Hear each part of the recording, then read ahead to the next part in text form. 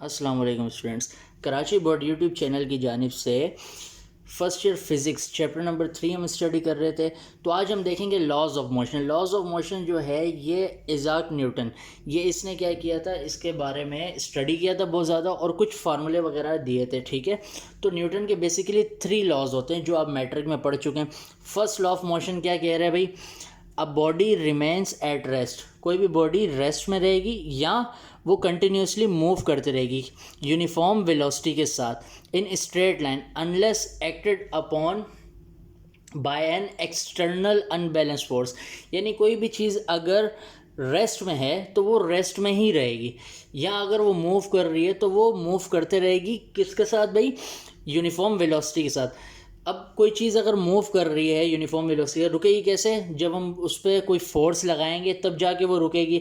या अगर कोई चीज़ रेस्ट में है वो मूव कब करेगी, जब तक हम बाहर से अनबैलेंस फोर्स नहीं लगाएं तो वो मूव नहीं करेगी। ठीक है, तो ये न्यूटन का फर्स्ट लॉ था। इस लॉ को हम लॉ ऑफ इनर्शिया भी पढ़ते हैं। ठीक है, सेकंड लॉ ऑफ मोशन क्या है, सेकंड लॉ ऑफ मोशन में कह रहे हैं कि भाई if unbalanced force acts upon a body, it will accelerate the body in the direction of force. The magnitude of acceleration is directly proportional to the magnitude of unbalanced force. ठीक है, अब इसमें कह रहे हैं कि भाई कोई भी अनबैलेंस फोर्स जो है अगर हम किसी बॉडी पे लगाते हैं तो ये एक्सेलरेट करने लग जाती है, मूव करने लग जाती है। ठीक है, जहाँ पे फोर्स लगाते हैं उसी डायरेक्शन में। अब इसमें वो कह रहे हैं कि मैथमेटिकली मैं आपको समझाता हूँ, वो कह रहे हैं कि भाई एक्सेलरेशन डायरेक्टली प्रोपोर्शनल है फोर्स के, यानी कि एक्सेलरेशन ज़्यादा होगी तो इसका मतलब फोर्स भी ज़्यादा होगी। और एक्सेलरेशन इन्वर्सली प्रोपोर्शनल है किसके, मास के। अब मास कम होगा एक्सेलरेशन ज़्यादा होगी, जाहिर सी बात है जितनी छोटी चीज़ होगी हम उस पर फोर्स लगाएं तो वो उतना ज़्यादा ही एक्सेलरेट करेगी। एक को इक्वेशन 1 का नाम दे दिया और एक को इक्वेशन 2 का नाम दिया। अब कंपेयर करेंगे, कंपेयर करने के लिए आपने देखा भाई ए और ए सेम है, आपने एक दफ़ा लिख दिया। प्रोपोर्शनैलिटी का जो साइन है वो सेम है, एक दफ़ा लिख दिया। एफ यहाँ पे लिख दिया, 1/m ब्रैकेट में लिख दिया आपने, F1 ज़ा F। याद रहे कि जब भी प्रोपोर्शनैलिटी के निशान को हम हटाते हैं इक्वल और कांस्टेंट लिखते हैं। ठीक है, अब ये जो f के साथ m डिवाइड हो रहा है उधर जाके इक्वल के ये मल्टीप्लाई हो जाएगा। ठीक है, अब इसको सीधा करके लिखेंगे f equals M A. Second law of motion क्या था, ये था f इक्वल्स एम ए। ठीक है, अब हम देखते हैं थर्ड लॉ ऑफ मोशन के बारे में।